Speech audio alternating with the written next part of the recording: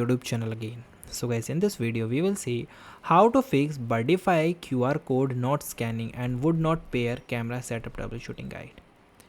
So guys, to fix this issue, first of all, active Wi-Fi configuration mode. So your Birdfy camera must be in pairing mode to read the QR code. Okay, for this press and hold the power button for 3 seconds and you double press the button, so you should see a flashing blue light and hear a periodic chime. If it is flashing, it would not read the QR code. Okay, then guys, clean the camera lenses. The camera lenses must be perfect clear to read your smartphone screen. So you remove the plastic protective film. Gently wipe the lens with this soft dry cloth to remove any dust, grease and fingerprints.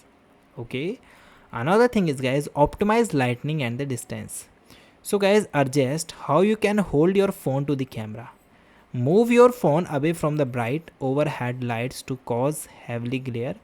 Position your phone camera roughly 5 to 10 centimeter, 5 to 15 centimeters away from the camera lens. Then try to slowly moving the camera closer to the further away until focuses and beeps.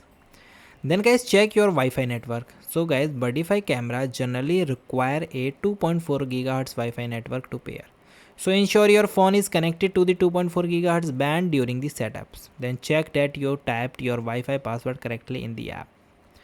Alternatively, Bluetooth and the auto detect. Many recent Birdfy models support Bluetooth pairing as an alternative to QR codes. So check the Bluetooth is turned on in your phone settings and ensure your Birdfy app has the permissions to use the Bluetooth, and let your phone app to automatically find the camera nearby and process with setup.